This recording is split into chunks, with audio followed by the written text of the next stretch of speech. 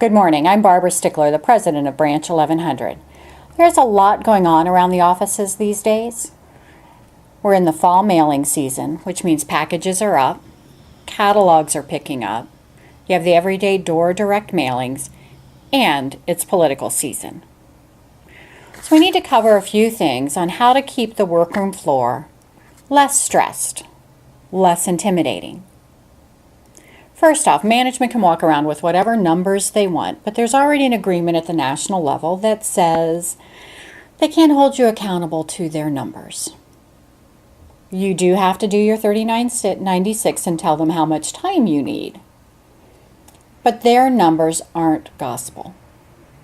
The handbooks and manuals haven't really changed since 1988, and they say that you're obligated to tell management how much time you need based on your estimate of your day. And every day is different. I went into an office and the carrier started at 7:30 and management had them leaving at 8:05. Okay, let's cover a couple of basics. When you went through route inspections, you had 33 minutes of fixed office time. That's 33 minutes every day to check your vehicle, pull your mail, get your accountables, set up your scanner. All of those tasks you do every day. And that's 33 minutes. 43 minutes if you have an office break. So if they want you out the door in 35 minutes, must mean you're not taking any mail with you. So make sure you do your cut mail slip at that point. But you do need to give them an estimate for your day, and you need to look at the conditions of your day. We've been in the hundreds out here in California, even in the 90s at the beaches. That's wearing on a body. You get tired. You don't work as quickly as you do when it's 60 and overcast. You need to factor that into your estimate for the day. If you're on a mounted route, you know as well as I do that on trash day, pretty much every box is blocked. You need to park safely, lock up the truck, walk back and put the mail in those boxes, which takes longer. Of course, on street sweeping day, you might have a little extra time and you might just break even. But all of those factors make a difference that you need to consider when you do your 3996. Second is management's trying to get you to pivot. When I started in 1987 and management wanted to give you extra off another route, we called it a swing in Newport Beach. It's called all sorts of things across the country: swing, handoff, bump, jump, cut, pivot, extra. All of those just mean you're carrying mail off of another route. None of it means you're on undertime or necessarily on overtime. It's still your job to fill out your 3996 and let management know how long their plan of the day is going to take. Now, I know in some offices the managers are a little intimidating, occasionally bullying. Occasionally they're yelling across the workroom floor. We need to fix that, but you have to help us.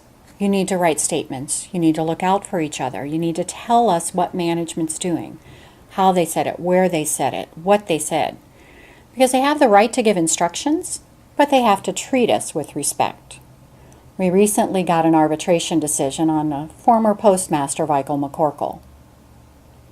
He is banned from supervising letter carriers anywhere in the country ever again. How'd we do that? The union stuck together. He started in Santa Ana. When he came to Artesia, that president sent me his history of conduct issues. When he left Artesia for San Mateo, I sent everything we had on to San Mateo. When Michael came back to Santa Monica, San Mateo sent me what they had pending because it wasn't decided yet. Well, the arbitrator decided one of their cases, and he's banned. We stuck together, and we were able to get a problem manager out of supervising. If you stick together on the workroom floor, you can create a much better environment. Look around your office. I bet there's at least one or two carriers that management doesn't hassle, and they don't do extra. Because management knows that employee understands their rights, that employee is going to work safely, take their lunches, take their breaks. They're not going to run to make the pivot work, so they're going to stop trying. Management keeps trying this pivot on undertime stuff because a fourth of our employees buy into it. You run and do unsafe stuff and you don't take your lunches and breaks.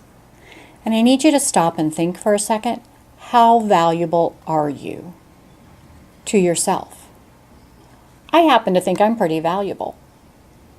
I deserve to be safe. I deserve to go home healthy and without an injury. I deserve a good day on the job. I am worth that. And I'm going to make myself take my lunches, take my breaks, do the route safely so that I can go home to my family in one piece. Because I bet your family thinks you're worth it as well.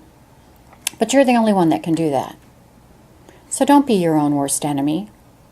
Do your $39.96 and let management know how long your day is going to be. And then work safely. Take the lunches and breaks you're entitled to. And go home healthy and happy to your family.